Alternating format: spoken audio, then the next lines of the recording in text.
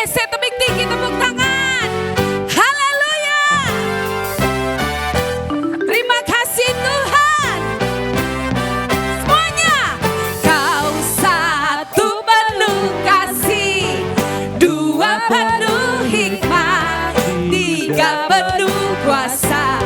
Kau mulia, kau ada waktu suka, ada waktu duka.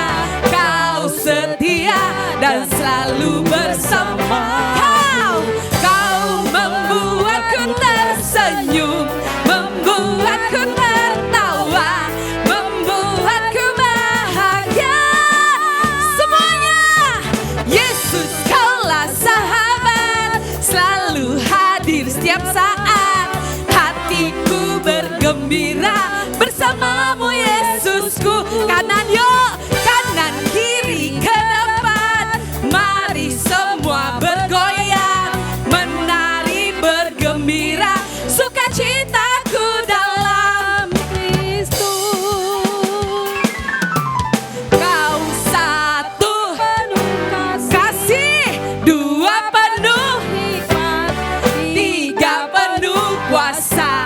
Kau mulia, kau ada waktu suka, ada waktu duka. Kau setia dan selalu bersama kami. Kau membuatku tersenyum, membuatku tertawa, membuatku bahagia. Kami bahagia Tuhan. Yesus, kaulah sahabat, selalu hadir setiap saat. Hatiku bergembira bersamamu Yesusku. Amin. Kanan kiri ke depan, mari semua bergoyang, menari bergembira. Sukacitaku dalam Kristus. Musik memuji Tuhan yuk.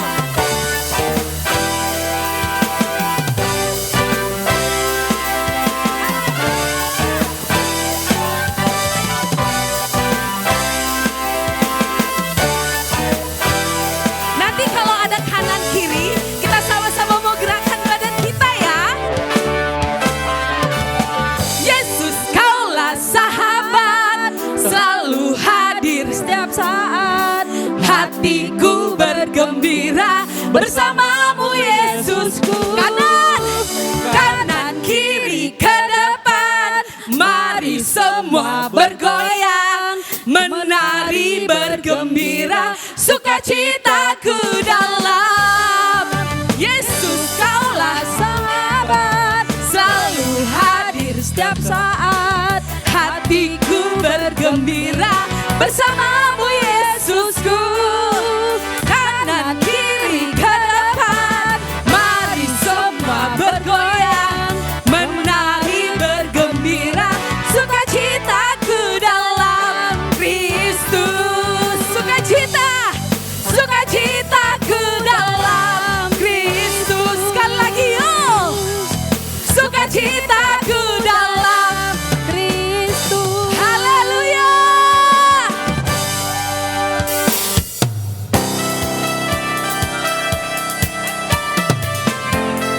Tepuk tangan yuk.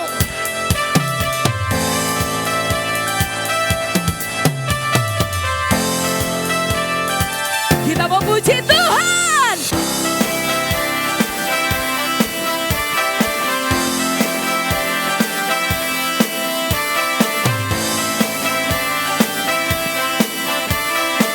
Kita buka suara kita nyanyikan sama-sama.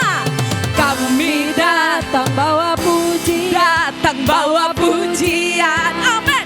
Bersama memujimu Tuhan. Terima kasih Tuhan. Bukan suara dan nyanyikan sorak kemenangan. Sekali lagi ya.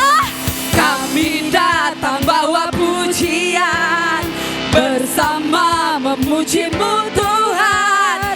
Satukan suara dan nyanyikan sorak kemenangan. Gloria, gloria, besar Tuhan.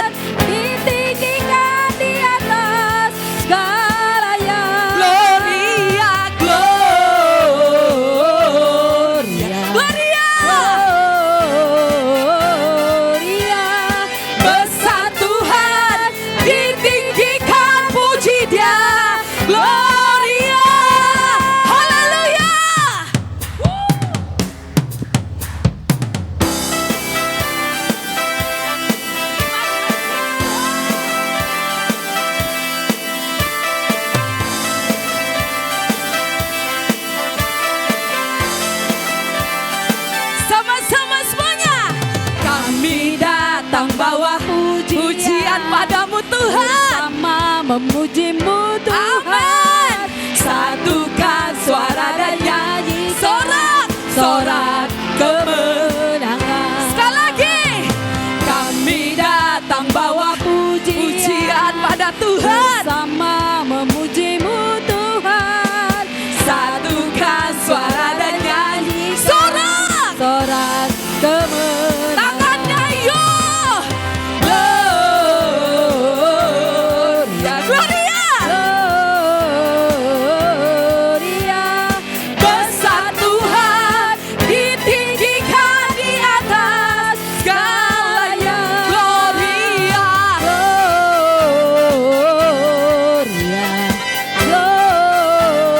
Gloria, besar Tuhan, ditinggikan di Puji Dia. Gloria. Musik memuji Tuhan. Mari semua jemaat Tuhan, kita mau rasakan kasih-Nya, kuasa-Nya, mujizat-Nya yang besar bagi setiap kita. Haleluya. We give you glory, we give you honor, we give you praise for all that you are. We give you glory, we give you praise, glory. Sekali lagi, give you glory, we give you honor, we give you praise for all that you are. We give you glory, we give you honor, we give you praise. We give you glory, we give you honor, we give you praise for all that you are. We give you glory, we give you honor, we give you praise. Gloria, amen. Gloria, besar Tuhan, ditinggikan di atas segalanya. Gloria, Gloria, oh besar, besar Tuhan, ditinggikan. puji Dia. Gloria.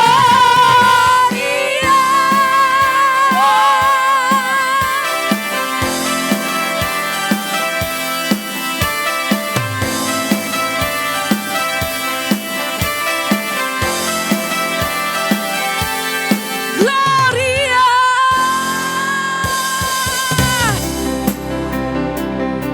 Kami mau pandang kemuliaan-Mu ya Tuhan, sebab Engkau imam besar yang maha agung.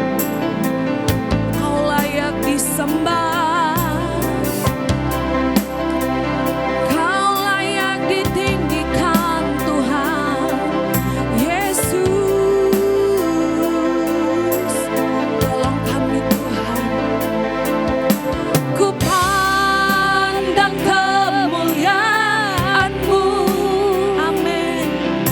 Imam besar maha agung, Kaulah Tuhan, Kaulah pemilik hidupku, Yesus Kristus Tuhan. Kami sujud di hadapan-Mu, sujud di depan tatamu, amin. Taklukkan seluruh hidupku, dalam tangan-Mu penuh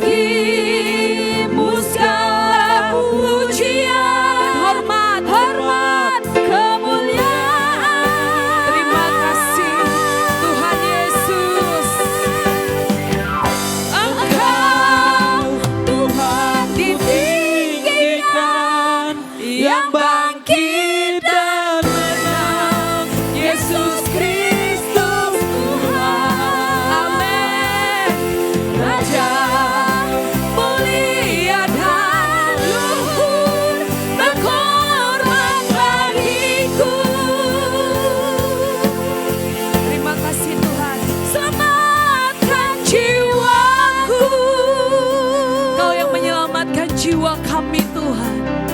Terima kasih Tuhan, Kau sungguh baik. Sujud di depan tatamu, taklukkan seluruh hidupku dalam tanganmu, dalam tanganmu menebus. Yesus Kristus Tuhan, tiada satu pun Tuhan, tiada satu pun yang luput dari karya kasih. Karya kasih-Mu yang mulia, bagimu segala pujian, hormat, kemuliaan. Kami muliakan Engkau Tuhan. Engkau Tuhan ku tinggikan, yang bangkit dan menang, Yesus Kristus. Amin. Raja mulia dan luhur, berkorban bagiku. Terima kasih Tuhan Yesus. Maka jiwaku menyembah Sang Raja Yesus. Saya undang seluruh jemaat Tuhan bangkit berdiri. Engkau sempurna kuasa-Mu, agunglah karya-Mu. Yesus Kristus Tuhan.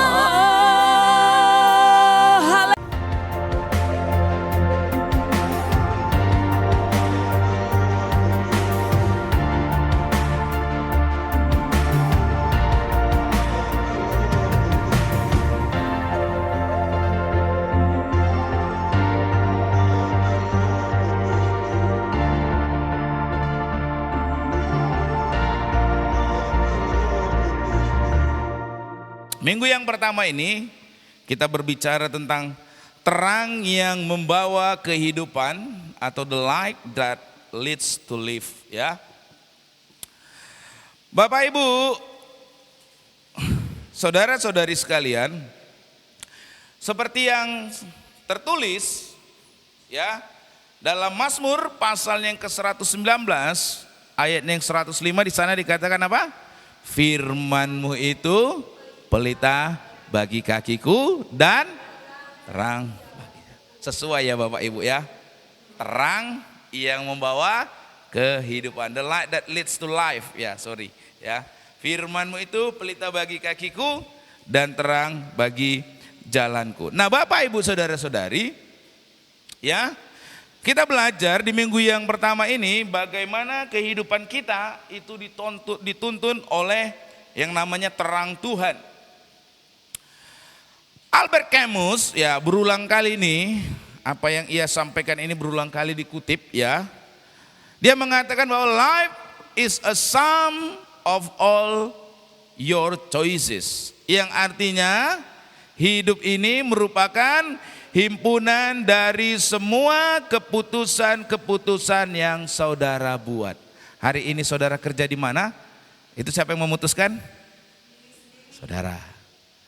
Hari ini saudara menikah dengan pasangan hidup saudara, siapa yang memutuskan? Sendiri-sendiri. Hari ini saudara datang ke gereja, siapa yang memutuskan? Anda. Hari ini Anda mau pakai baju merah, pakai baju hijau, pakai baju putih, siapa yang memutuskan? Ya. Semua, kalau kita ada hari ini, itu semua karena keputusan-keputusan yang kita buat. Apakah kita ingin menjadi kaya atau kita ingin menjadi miskin juga bergantung keputusan yang kita buat.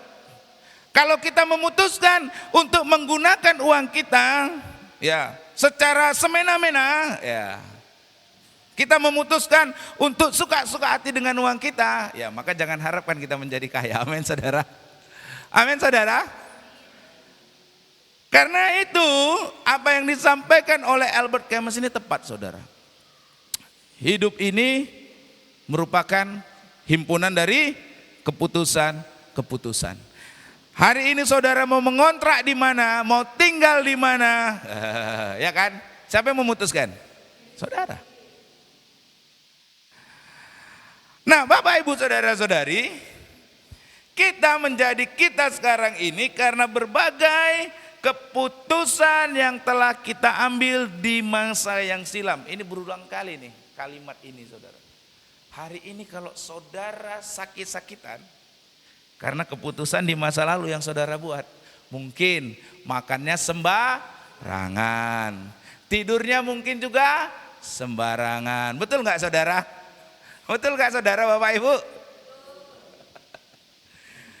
Kalau hari ini saudara badannya kayak saya, itu karena keputusan di masa lalu.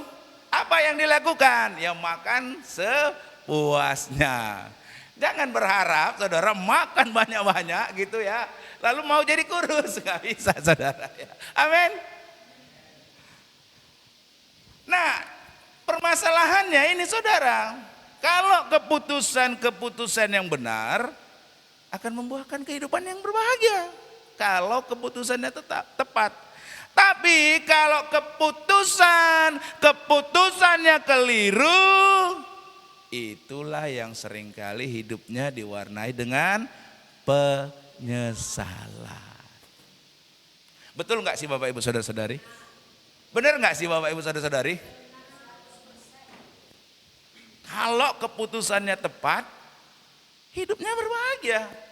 Masalahnya kalau keputusannya itu keliru, itu yang akan kemudian membuat orang menyesal.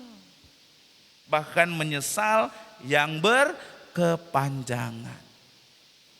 Dan ini saudara perhatikan ini. Hidup kita merupakan himpunan dari keputusan. Kalau keputusan kita benar, kita akan berbahagia. Kalau keputusan kita keliru, kita dalam penyesalan. Contoh ya, kalau saya misalnya bekerja, saya memutuskan untuk datang terlambat. Maka kemudian yang timbul apa, saudara? Penyesalan. Kenapa? Ada potongan gaji, saudara. Benar nggak sih? Saya kemarin baca ya di grup gitu, di meme ya kan. Terlambat 5 menit dan didenda. Bekerja lebih disebut loyal katanya. Ya kan gitu, saudara ya. Nah, jadi sangat penting, saudara. Sangat penting. Masalahnya bagaimana ketika kita itu yang namanya mengambil keputusan. Nah, Bapak Ibu Saudara-saudari, tidak ada seorang pun yang dapat tidak ada seorang pun yang dapat menghindar ya dari keharusan untuk membuat keputusan. Gak ada kita bisa menghindar. Gak ada kita bisa menghindar dari yang namanya membuat keharusan untuk mengambil keputusan. Suka tidak suka, mau tidak mau, sadar ataupun tidak sadar, setiap hari semua orang membuat berbagai keputusan. Mulai dari bangun tidur, mau memutuskan bangun jam berapa. Mulai dari membuka mata, mau makan jam berapa. Mulai bangun tidur, mau mandi jam berapa. Kita setiap hari mengambil keputusan. Mau tidak mau, suka tidak suka. Bahkan orang yang tidak mau mengambil keputusan, dia sebenarnya sudah mengambil keputusan. Yaitu untuk melakukan yang namanya mengambil keputusan untuk tidak membuat keputusan. Ya kan? Bahkan orang yang gak mau mengambil keputusan pun dia sudah memutuskan, dia tidak mau mengambil keputusan. Jadi gak ada, saudara, yang namanya kita tidak mengambil keputusan setiap hari. Setiap hari. Saya tidak mau mengambil keputusan apapun. Ya udah, berarti saudara sudah mengambil keputusan untuk tidak mengambil keputusan apapun. Saudara sudah mengambil keputusan. Gak ada yang dapat menghindar. Ya. Nah, juga kita perlu perhatikan, kadangkala keputusan-keputusan yang nampaknya sederhana justru seringkali yang mendatangkan dampak yang sangat besar. Sekali lagi saya ulangi ya, seringkali ya keputusan-keputusan yang nampaknya sederhana justru mendatangkan dampak yang sangat besar, bahkan melampaui apa yang bisa kita pikirkan sebelumnya. Ini salah satu contohnya ya, ini cerita dari Pak Bambang ya, kesaksiannya ya. Saat itu ya berkaitan dengan keberadaan gedung gereja GKPB MDC yang ada di Kota Bandung ya. Nah, bagaimana keberadaan dari gedung itu tidaklah terlepas dari keputusan yang rupanya sangatlah sederhana yang diambil oleh beliau beberapa tahun yang lalu. Apa itu keputusannya? Ya, ini yang dia maksudkan adalah keputusan dalam rupanya menyambut ya undangan seorang kenalan. Jadi ada seorang kenalannya yang mengajak Pak Bambang untuk minum kopi bersama-sama di sebuah kafe yang berada di pusat pertokoan di Kota Bandung. Nah, yang bersangkutan ini, kenalannya ini bukan anggota jemaat dari yang beliau gembalakan. Ngajak ngopi nih. Pak Bambang, ngopi dulu yuk di kafe ya, gitulah kurang lebih ya. Di sebuah pertokoan di Kota Bandung. Nah, lalu kemudian ya Pak Bambang pun pergi, mereka berdua duduk menikmati kopi.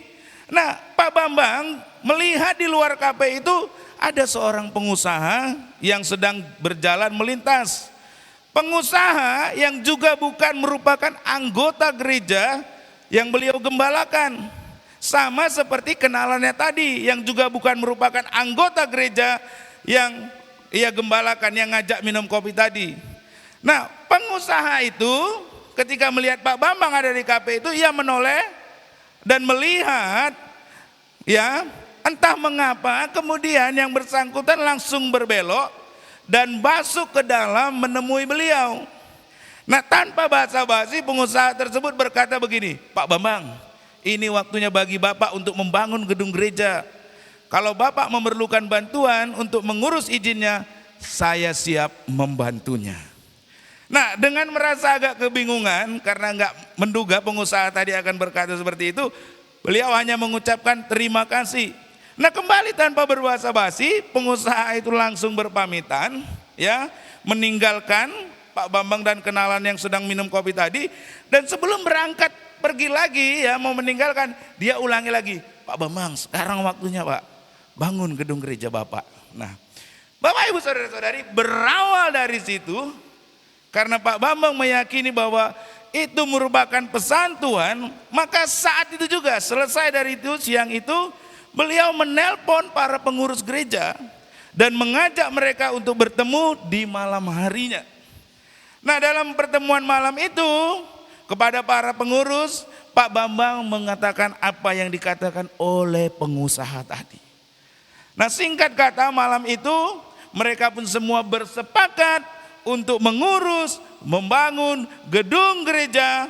2 bulan kemudian melalui berbagai tahapan memperoleh izin resmi untuk membangun gedung gereja, yaitu gedung ibadah yang sekarang yang sangat besar ya di MDC Bandung ya.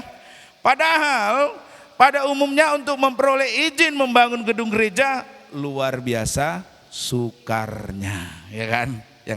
Yang tahu pasti luar biasa sukarnya. Dan kadang pun memerlukan waktu bertahun-tahun ya. GBI Toyo ya, mungkin ada 18 tahun kali ya, baru aja keluar izinnya ya.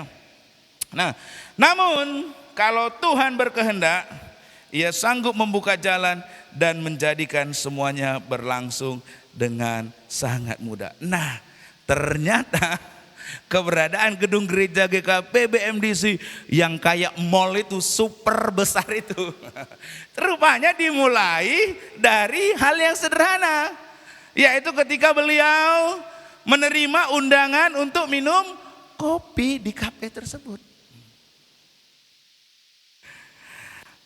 Entah mengapa juga saat itu Pak Bambang duduknya berada di dekat, di pinggir di dekat daerah jalan gitu. Sehingga pengusaha tadi ketika berjalan melihat ada beliau menoleh masuk ke dalam.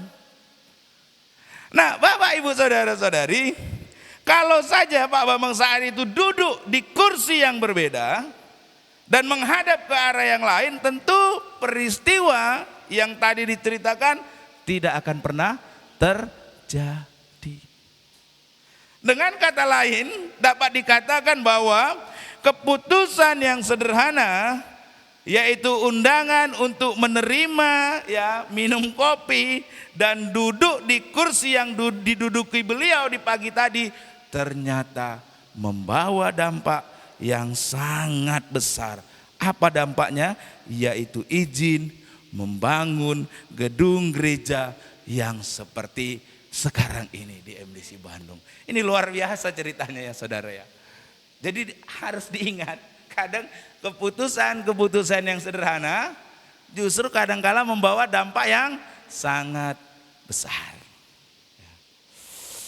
Nah, Bapak Ibu Saudara-saudari, seringkali bagi sebagian orang peristiwa seperti ini dianggap sebagai apa? Kebetulan. Benar nggak? Kebetulan aja itu. Benar nggak sih? Kebetulan. Tapi permasalahannya, kebetulankah Pak Bambang hanya memenuhi undangan untuk minum kopi bersama dengan pengusaha tadi? Kebetulankah kalau beliau duduk di kursi yang menghadap keluar KP itu? Kebetulankah pengusaha yang tadi melihat beliau segera berjalan menoleh dan menghampiri dan mengatakan, Pak Bambang sekarang saatnya beliau bangun gedung gereja? Kebetulankah Bapak Ibu Saudara-saudari kalau sampai izinnya juga berjalan dengan lancar? Kebetulankah kalau sampai seluruh jemaat juga menyambut antusias sehingga terbangun gedung gereja yang sangat besar? Betul kebetulan itu Bapak Ibu Saudara-saudari?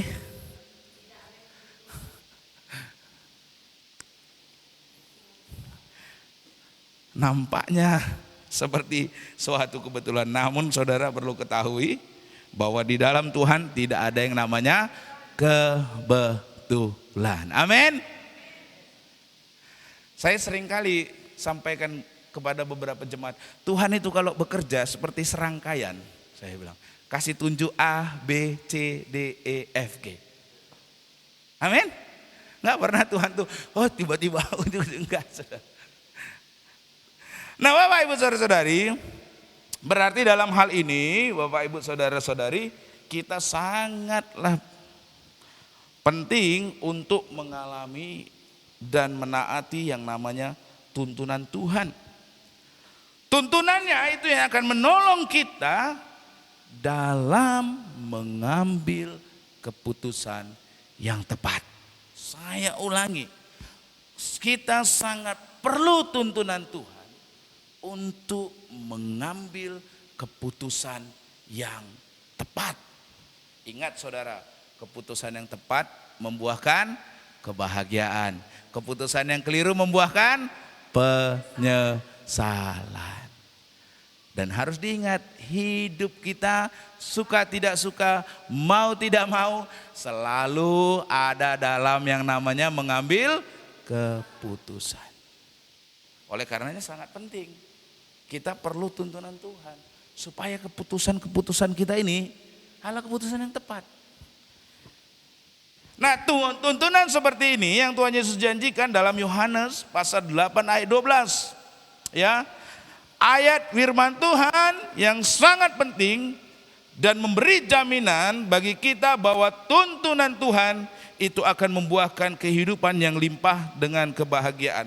Mari kita membaca ya firman Tuhan dalam Yohanes pasal yang ke-8 ayat 12. Saya undang kita semua bangkit berdiri.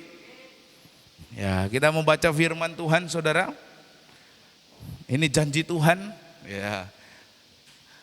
Kita mau baca karena ini hanya satu ayat, kita mau baca sampai 2 kali ya saudara ya. Sekali kita baca nanti kita baca lagi biar nangkap di otak kita. 1, 2, 3 ya. Yesus berkata lagi kepada mereka, Akulah terang dunia. Siapa yang mengikut aku, ia tidak akan berjalan dalam kegelapan, melainkan ia akan mempunyai terang kehidupan. Sekali lagi, 1, 2, 3, ya. Yesus berkata lagi kepada mereka, akulah terang dunia. Siapa yang mengikut aku, ia tidak akan berjalan dalam kegelapan, melainkan ia akan mempunyai terang kehidupan. Silakan duduk Bapak Ibu Saudara-saudari, terima kasih.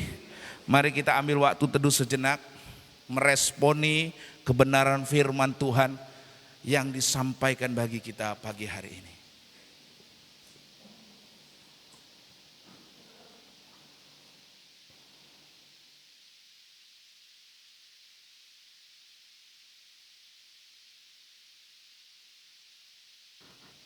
Yesus Tuhan, Engkaulah terang dunia yang akan menghalau kegelapan, bahkan kegelapan dari kehidupan dunia ini, kegelapan dalam kehidupan kami. Biarlah Tuhan terang-Mu yang menuntun kehidupan kami, supaya jalan kehidupan kami menjadi jalan yang dipenuhi terang kehidupan yang berasal daripada-Mu. Terima kasih Tuhan, kami merenungkan firman-Mu, dalam nama Yesus kami berdoa. Amin. Nah Bapak Ibu Saudara-saudari, ketika Tuhan Yesus mengucapkan kalimat ini, di saat itu orang-orang Yahudi sedang merayakan yang namanya Hari Raya Pondok Daun. Hari Raya Pondok Daun ini merupakan salah satu dari 3 perayaan keagamaan terpenting yang harus dirayakan oleh orang Yahudi, sebagaimana yang diperintahkan Tuhan dalam Imamat pasal 23 dan juga diulangi di dalam Ulangan pasal 16. Nah, ketiga perayaan tersebut adalah Paskah atau hari raya tidak beragi, hari Pentakosta atau hari raya 7 minggu, dan hari raya Pondok Daun atau yang dalam bahasa Ibrani disebut Sukkot. Nah, di dalam perayaan Paskah, orang Yahudi memperingati pertolongan Tuhan dalam membebaskan bangsa Israel dari perbudakan Mesir.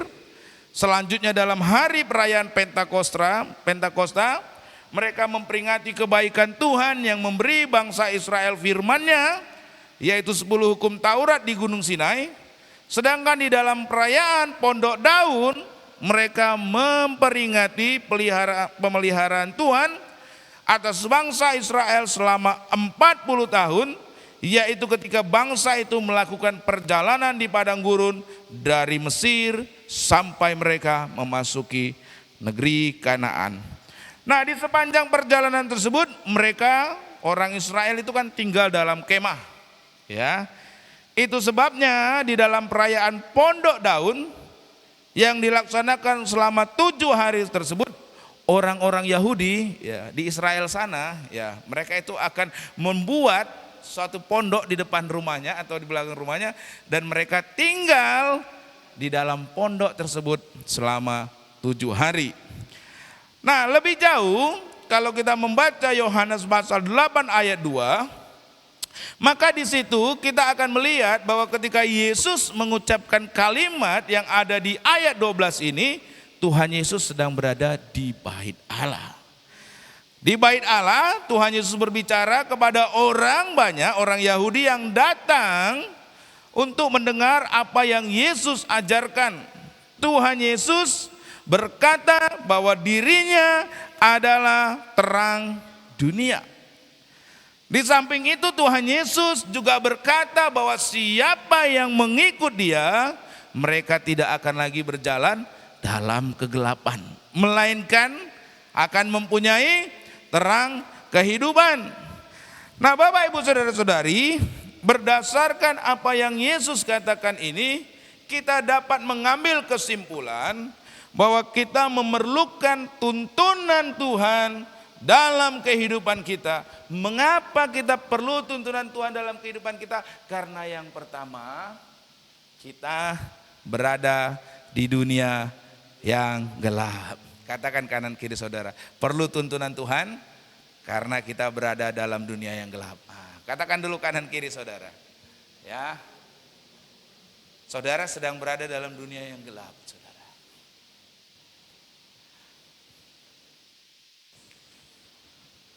Kita memerlukan tuntunan Tuhan karena kita yang pertama berada di dunia yang gelap. Hal ini nampak dari apa yang Tuhan Yesus katakan tadi di ayat 12 ya. Siapa yang mengikut aku, ia tidak akan berjalan dalam kegelapan. Dengan kata lain, apabila orang tidak mengikut Yesus, saya ulangi ya. Dengan kata lain, apabila orang tidak mengikut Yesus, orang tersebut akan berjalan dalam kegelapan. Saya ulangi sekali lagi, siapa orang yang tidak mengikut Yesus, maka orang tersebut sedang berada dalam kegelapan. Sebagaimana yang saudara ketahui, kalau gelap, apa yang terjadi saudara? Kalau misalnya di dalam ruangan ini kita gelapkan, apa yang terjadi saudara? Satu, yang kemudian kalau ruangan ini gelap total, apa yang terjadi saudara? Saudara nggak tahu mau jalan keluarnya kemana ini. Benar nggak sih? Kalau kita matikan ini semua, saudara posisi dulu ya, top matikan dulu. Saudara pasti akan kesulitan untuk menjangkau pintu keluar. Kenapa? Karena saudara nggak bisa membedakan jalannya yang mana, benar nggak sih? Karena semua dalam keadaan. Nah ini yang terjadi saudara. Dalam berita terpreset karena gelap, pria asal Denpasar jatuh ke jurang pantai Green Ball. Kenapa? Kalau udah gelap nggak tahu kan jalannya yang benar itu mana. Dikiranya jalannya itu bagus, ternyata apa saudara? Jurang. Coba kita renungkan kita. Bapak, Ibu, Saudara-saudari, seringkali kita dalam keadaan gelap sehingga kita tidak tahu mengambil keputusan yang benar. Karena dalam keadaan gelap itu kita salah jalan, akhirnya masuk ke dalam jurang masalah. Benar enggak sih? Ya kan saudara? Karena dalam keadaan gelap. Gelap, kita tidak dapat membedakan mana yang jalan yang seharusnya, mana jalan yang tepat. Hati-hati saudara. Ketika saya merenungkan firman Tuhan ini ya, seringkali kita gelap. Kita tidak tahu mana ini yang benar ini, jalan mana nih yang harus ditempuh. Kita tidak sadar kita mengikuti jalan yang sebelah kiri katakanlah, atau mengambil keputusan yang sebelah kiri. Ternyata keputusan itu membawa kita ke dalam jurang masalah. Benar atau benar sih Bapak Ibu? Benar sih? Benar apa enggak sih Bapak Ibu? Ketika berada dalam keadaan gelap, kita tidak dapat membedakan ya, mana yang benar, mana yang salah, mana arah yang benar, mana arah yang salah, kita tidak dapat membedakan. Apabila kita berada dalam situasi seperti itu, kita tidak akan mampu membuat keputusan yang benar. Keputusan yang kita ambil bisa jadi merupakan keputusan yang keliru dan juga berakibat fatal. Seperti yang bersangkutan. Nanti baca aja di berita, nonton aja di YouTube saudara. Karena gelap, salah arah, salah mengambil keputusan, salah melangkahkan kaki, jatuh dalam jurang.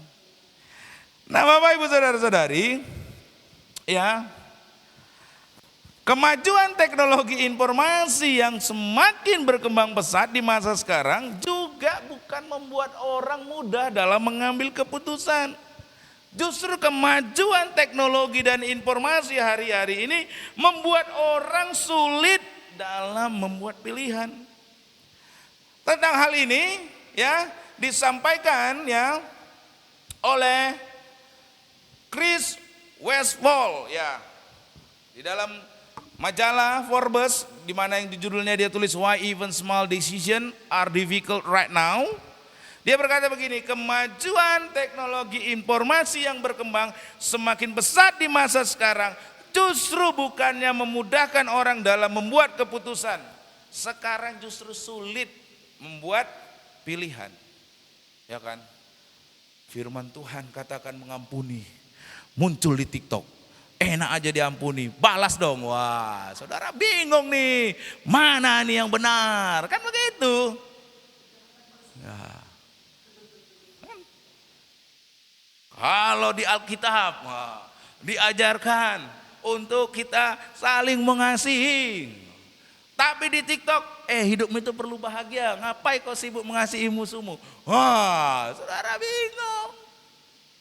Bingung sekarang. Kemajuan teknologi informasi itu bukannya memudahkan, justru membuat orang sulit. Jadi aku harus gimana ini?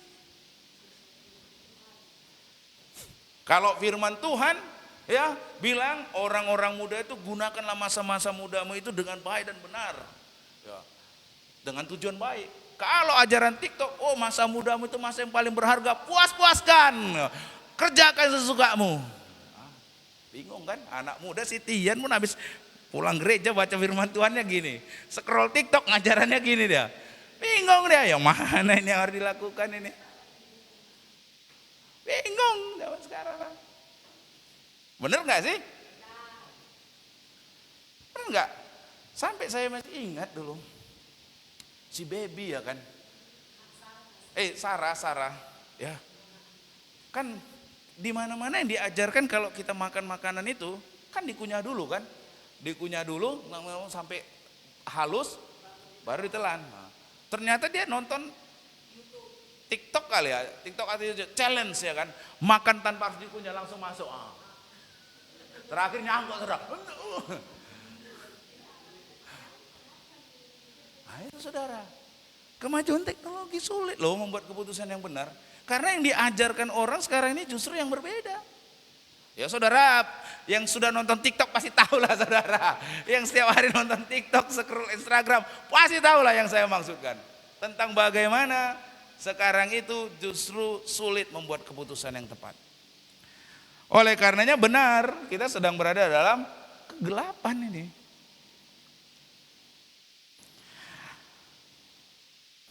Pengalaman dan pengetahuan yang diperoleh di masa lalu penting memang untuk membuat keputusan di masa sekarang. Tapi karena dunia berubah dengan cepat, maka apa hal yang dipandang tepat di masa lalu belum tentu tetap benar bila diterapkan di masa kini. Firman Tuhan berkata, hormatilah orang tuamu, ayah dan ibumu, supaya lanjut umurmu di tanah yang diberikan Tuhan kepadamu. Itu dulu bos, sekarang zamannya demokrasi, harus bersuara katanya. Kita anak nggak boleh tinggal diam, kita harus bersuara katanya. Bener apa enggak sih? Kalau zaman dahulu kan, iya enggak, iya pak, orang tuanya kan gitu. Zaman dahulu, orang tua sungkem, sujud itu. Kalau sekarang zamannya demokrasi, kita nggak bisa sekedar diatur katanya. Wah itu saudara, problem kan? Nah, itu orang-orang tua zaman dahulu selalu berkata, mama ya, zaman dahulu ya sama orang tua gini. Datang anaknya itu dulu mah, sekarang beda. Benar gak sih? Itu dulu mak katanya, sekarang udah beda, gak bisa mak. Itu. Yang anak-anak muda ini semuanya ini kayaknya relate ini ya, kena ya. Ya kan, benar kan? Kalau kita kan ajaran yang dulu tuh gini pengalamannya, ya kalau kamu nanti gini. Wah kalau sekarang cross campur semuanya, silang, wah dunia ini, saudara. Ya, kalau dulu orang sebagai contoh ya, zaman dulu orang kalau mau aman ya, dulu kalau mau aman tuh simpan uangnya di deposito gitu kan. Orang berlomba-lomba. Sekarang orang zaman sekarang deposito nggak laku, bunga kecil katanya. Sekarang apa? Kasih pinjam online, apalagi kasih apa? Saham yang lain sebagainya. Udah nggak zaman lagi pengetahuan dari dulu. Nah, sebagai contoh juga ya, bagaimana tidak mudahnya membuat keputusan di masa sekarang ya, sehingga kita berada dalam lingkungan yang gelap. Ya, ini berkaitan dengan ini saudara. Sebagai contoh ya, kalau dahulu saudara minum kopi, kopinya cuma apa? Panas atau dingin. Pakai susu atau tidak? Pakai susu. Itu zaman dahulu. Kalau sekarang saudara minum kopi, wah banyak jenis kopinya. Ada apa? Ada americano, ada cappuccino, ada cafe latte, ada mochaccino. Wah bingung ini minuman apa gitu. Yang ini jenisnya apa? Saya dulu masih ingat, lucu banget ini ceritanya ini. Adik saya dulu kan, si Boy ya, adik saya di bawah saya. Kan masih, mungkin dia dulu SMP kali kalau nggak saya salah, SMP kelas 1 atau kelas 2. Jadi diajaklah minum di tanah lapang gitu kan. Namanya dari kampung kan, minum tanah lapang kan. Iya, ini apa bang? Iya udah kita pesan ini aja, ini cappuccino nih, coba dulu katanya. Ya namanya dari orang kampung kan, gitu dicobain sekali surat. Wah enak kali katanya, mau langsung diseratnya habis saudara. Gue bilang ini santai men, santai, jangan buru-buru gitu minumnya. Dia karena nggak tahu kan, karena kalau di kampung apa? Kopi panas, kopi dingin, kopi susu atau tidak? Pakai susu. Masa di kota, kena cappuccino, langsung lah dibilang, enak kali katanya. Langsung mau dia serat sampai habis ya saudara. Nah ini zaman sekarang nggak mudah. Nah ditanya lagi, jenis kopinya kopi apa pak? Nah bayangkan, ada kopi Sumatera, ada kopi Toraja, ada lagi kopi Gayo, banyak saudara. Ditanya lagi, susunya apa pak? Susu non fat, oatmeal, soy milk atau almond milk? Wah beragam lagi susunya saudara. Ini kalau di kopi-kopi yang mahal itu kan gitu pak, susunya pakai susu apa ya pak?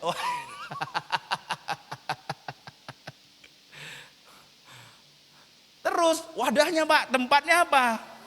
Mau gelas biasa atau gelas kertas? Banyak pilihannya saudara. Inilah zaman sekarang. Semakin rumit dan semakin tidak mudah. Karena di masa sekarang justru kemajuan teknologi membuat keadaan semakin rumit dan semakin tidak mudah. Nah kondisi ini semakin diperparah dengan terjungkalnya tata nilai di mana kita berada. Ini seperti saya katakan dulu tadi. Apa yang dulu dianggap sikap yang benar, di masa sekarang dapat dipandang sebagai hal yang keliru. Sedangkan apa yang melenceng malah dinilai sebagai hal yang tepat. Kalau zaman dahulu yang namanya pacaran, kan gitu kan. Jangankan datang bertamu di dalam rumah, di depan rumah saja diawasi. Benar nggak sih? Wah, kalau zaman sekarang, itu jadul kuno, ya kan? Bahkan belum menikah pun sudah tinggal bareng. Benar nggak sih? Kan saudara lihat fenomenanya, benar nggak saudara?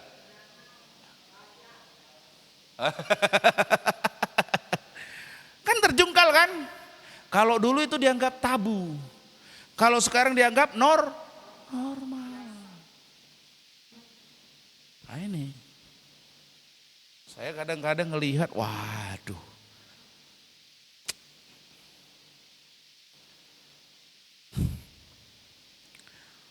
Kalau dahulu, kita SMP aja, merokok aja udah luar biasa dulu, kena gebukinnya ya kan.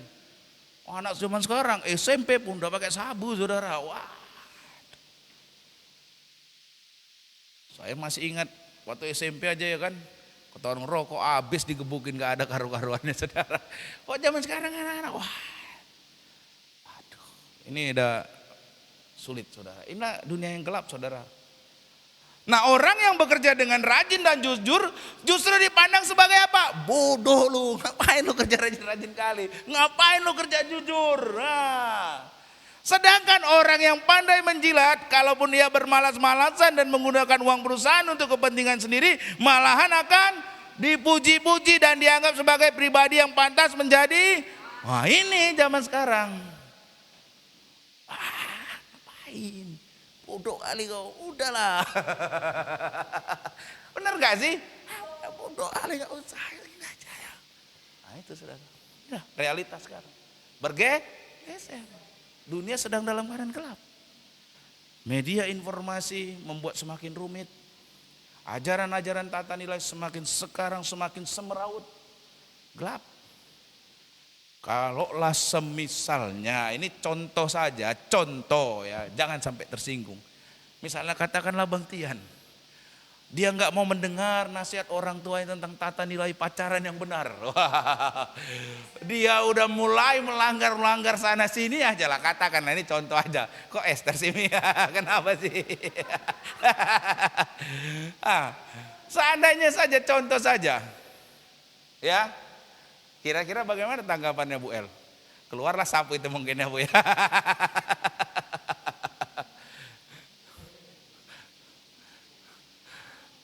Ya saudara. Ya kan beberapa waktu yang lalu kan saya mendengar tuh dulu anak-anak sekolah minggu kita yang dulu ya, masih kecil-kecil. Wah sekarang kehidupannya, pergaulannya gak karu-karuan saudara. Dan itu dipandang sebagai hal yang normal saja hari-hari ini. Betapa hidupnya berada dalam kegelapan. Bagaimana mungkin hal-hal yang seperti itu kok dianggap normal. Masih umur 16, 17 mungkin. SMP, SMA. Dulu sempat berapa kali sekolah minggu di kita. Saya mendengar ceritanya. Waduh, miris saudara. Itulah bahwa sekarang memang sedang bergeser tata nilainya itu. Kita berada dalam dunia yang gelap, semakin rumit, semakin sulit.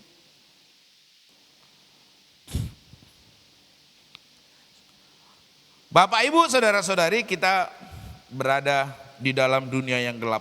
Dan hari-hari ini semakin tidak mudah untuk membedakan mana yang benar, mana yang salah. Semakin tidak mudah untuk membuat pilihan yang benar. Dan sekarang kita hidup bagaikan dipimpin atau diarahkan oleh orang lain. Benar enggak sih? Media informasi itu kan mengarahkan kita kan? Menggiring kita. Sekarang zamannya dibilang hyper truth. Apa itu hyper truth? Kebohongan yang berulang-ulang kali disampaikan pada akhirnya akan menjadi satu kebenaran. Karena berulang-ulang kali. Seperti bilang pergaulan bebas itu enggak apa-apa. Pergaulan bebas itu enggak apa-apa. Pergaulan bebas itu enggak apa-apa, enggak apa-apa. Karena diulangi terus-menerus kebohongan itu menjadi satu kebenaran. Sehingga akhirnya orang bilang apa? Pergaulan yang bebas tidak menjadi masalah. Nah, itu hyper truth ya zaman sekarang. Itu yang membahayakan kita. Kenapa kita perlu Kristus? Karena kita sedang berada dalam dunia yang gelap. Dan kedua, kenapa kita perlu Kristus? Ya, karena Kristus adalah terang dunia. Katakan kanan kiri saudara, Kristus terang dunia. Bapak Ibu saudara-saudari ya, di ayat 12 tadi dengan tegas Tuhan Yesus bilang ya, akulah terang dunia ya. Yang kita perlukan adalah Kristus sang terang dunia, karena kehidupan kita ini bagaikan suatu perjalanan. Amin. Makanya tadi dalam Mazmur, firman-Mu adalah pelita bagi kakiku dan terang bagi jalanku. Karena hidup kita ini perjalanan panjang.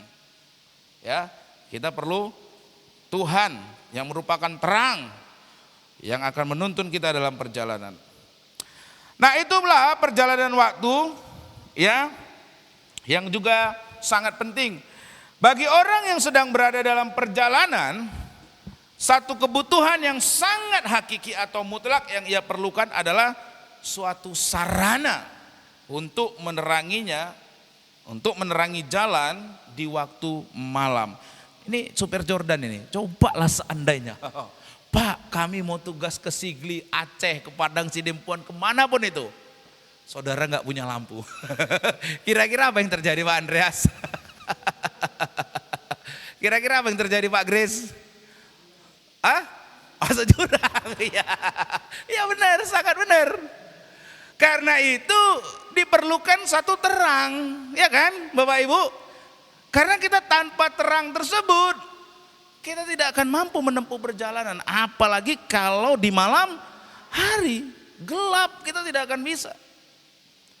Nah itulah yang dialami, ya ini berkaitan dengan tadi cerita tadi ya, Pak Bambang juga ya, waktu mereka hiking ya, ke Gunung Semeru di Jawa Timur. Ketika mereka sedang hiking, ya asik-asik hiking ya, temannya yang lain sudah berangkat lebih dahulu, mereka tertinggal di belakang ya. Nah, senja menjelang petang ya, mereka tiba di desa terakhir di daerah Lumajang. Sebelum menempuh perjalanan menembus hutan untuk menuju ke tempat, ada satu pelatihan di sana ya di gunung ya. Nah, berjalan sekitar 1 jam dari desa tersebut, mereka tiba di pinggir hutan. Nah, ketika mereka hendak menempuh perjalanan malam, udah di dalam mau naik ini, udah di kaki gunungnya. Nah, ternyata di antara mereka semua tidak ada satu orang pun yang membawa senter.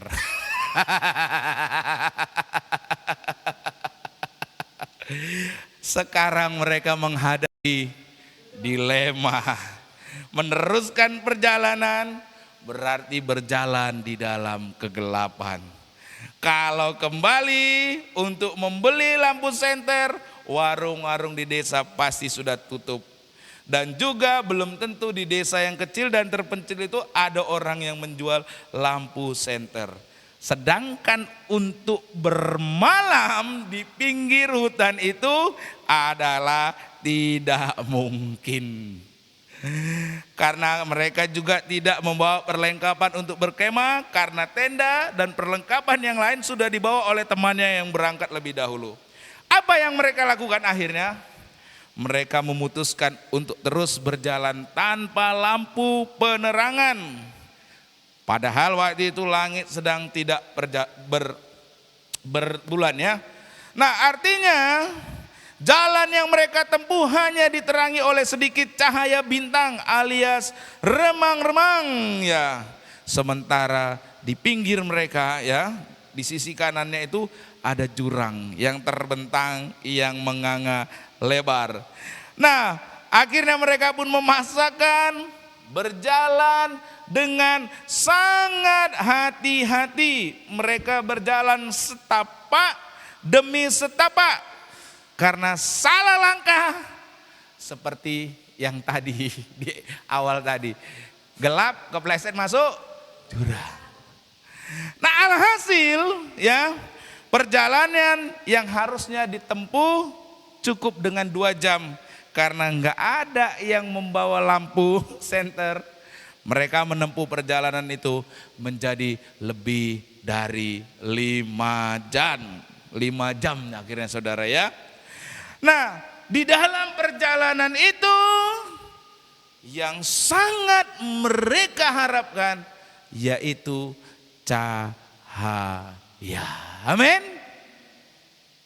Dalam perjalanan yang gelap itu yang mereka butuhkan adalah cahaya yang menerangi kehidupan mereka, Bapak Ibu Saudara-saudari. Itulah yang Tuhan Yesus katakan, akulah terang dunia. Di dalam Yohanes 8 ayat 12 tadi, Tuhan mengatakan bahwa akulah terang dunia. Yesuslah terang dunia. Yesuslah yang kita perlukan. Karena Tuhan Yesus hikmatnya tidak terbatas. Di dalam terang hikmatnya itu Tuhan yang akan menuntun setiap langkah yang kita tempuh dalam kehidupan kita. Kalau saudara sedang berada dalam gelap, yang saudara perlukan cahaya. Kalau saudara dalam keadaan gelap di dunia ini, saudara perlu terang Kristus. Amin.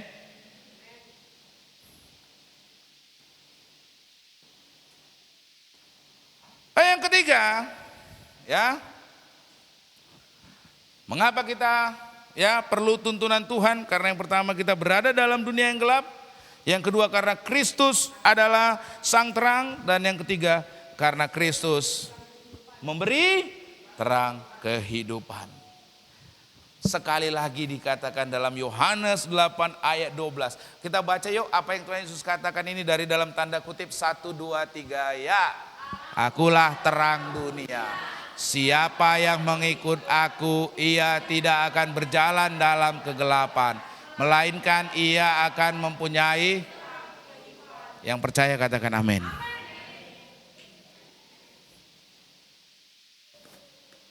Tuhan Yesus di sini mengatakan bahwa Yesus dia adalah sang terang, cahaya. Dan orang yang mengikuti Kristus akan mempunyai terang kehidupan.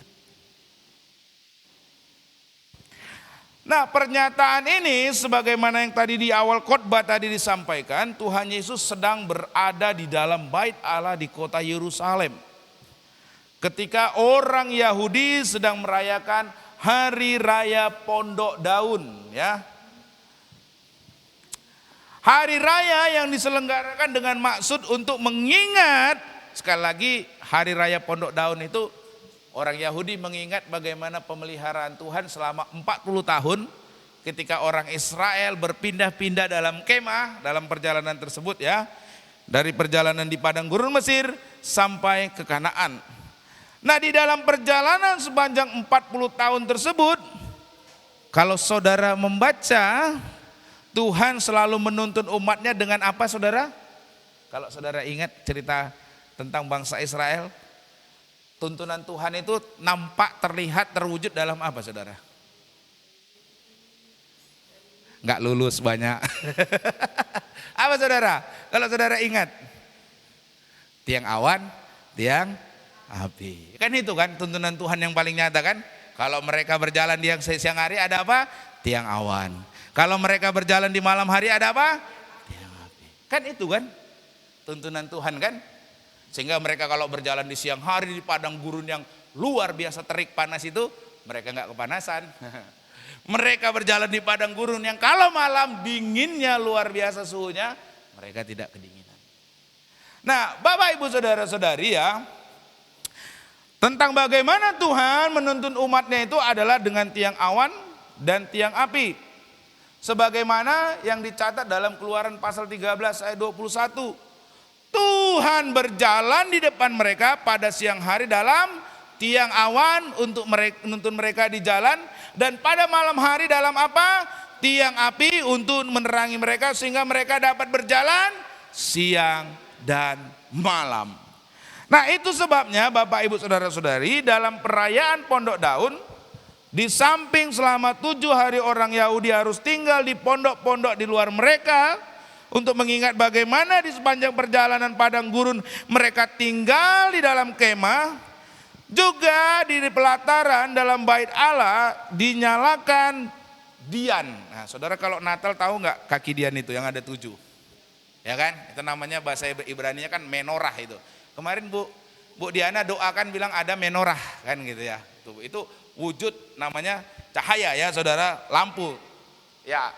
Nah, menorah ya yang berukuran besar itu seringkali yang kalau di dalam bait Allah itu, itulah ditujukan untuk mengingat tiang api dari Tuhan yang menuntun umatnya di sepanjang perjalanan di padang gurun tadi. Di dalam masa perayaan orang Yahudi itu yang mereka memperingati bagaimana Tuhan dalam bentuk tiang api menuntun mereka, Tuhan Yesus sampaikan kepada orang Yahudi, aku nih terang dunia. Kalau kita melihat Yohanes pasal 8 ayat 20, di situ ditulis begini, kata-kata itu bahwa Tuhan Yesus bilang bahwa akulah terang dunia, ya. Dikatakan Yesus di dekat perbendaraan waktu ia mengajar di dalam bait Allah. Yang dimaksudkan dengan perbendaraan di sini adalah kotak-kotak yang disediakan di pelataran bait Allah, tempat umat Tuhan memasuki persembahan mereka kepada Allah. Di pelataran itulah menorah atau dian berkaki 7, lampu yang berkaki 7 yang berukuran besar dan dinyalakan pada hari pondok daun tadi ditempatkan. Saudara coba bayangkan ya, saudara ya. Saudara coba bayangkan ini. Ya.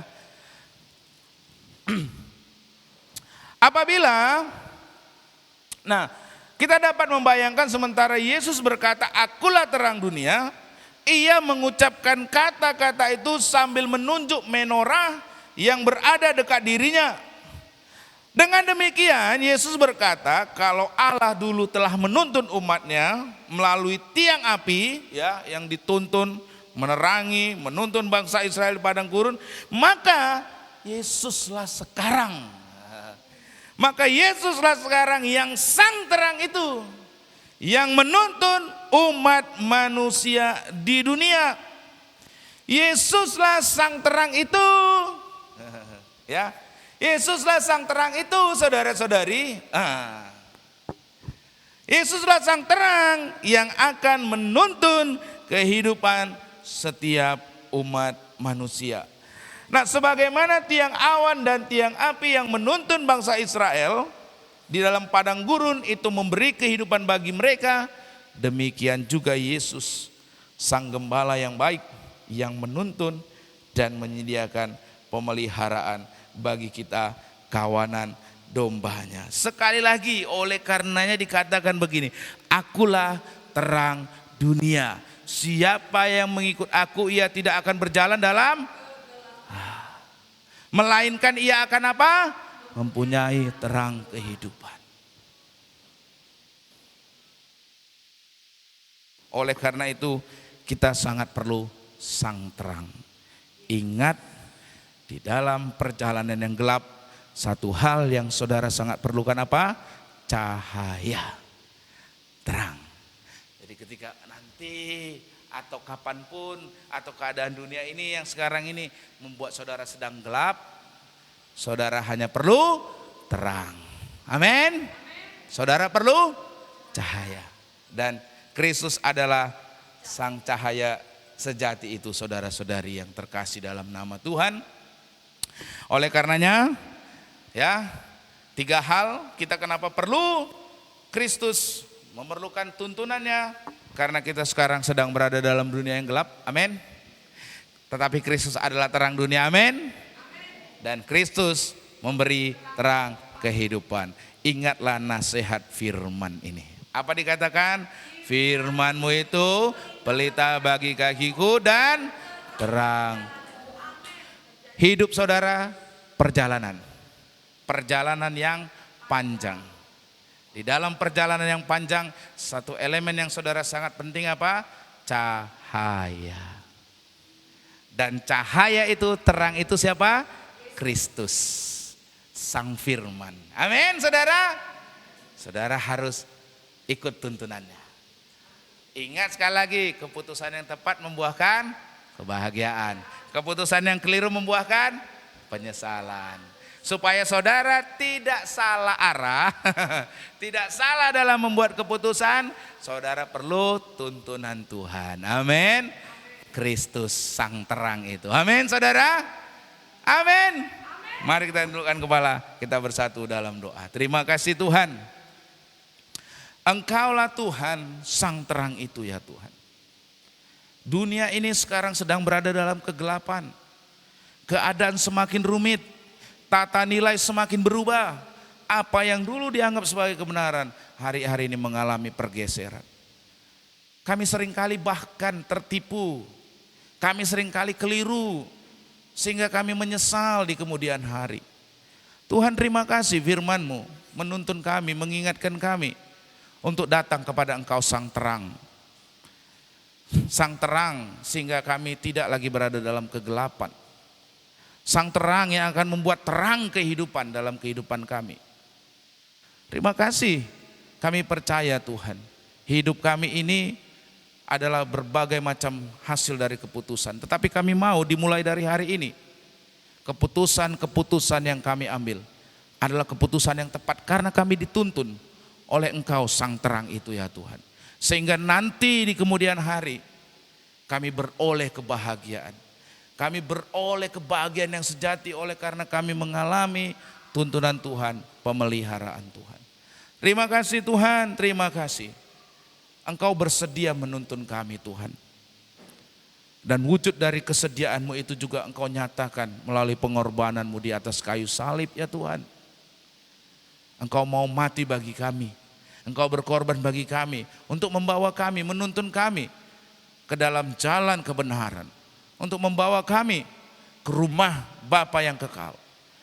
Biarlah Tuhan, kami mau hanya menyandarkan hidup kami kepada Engkau Tuhan. Sang terang, Sang penebus dalam hidup kami ini ya Bapa. Terima kasih Tuhan, terima kasih. Terpujilah nama-Mu Tuhan. Kami mau mengambil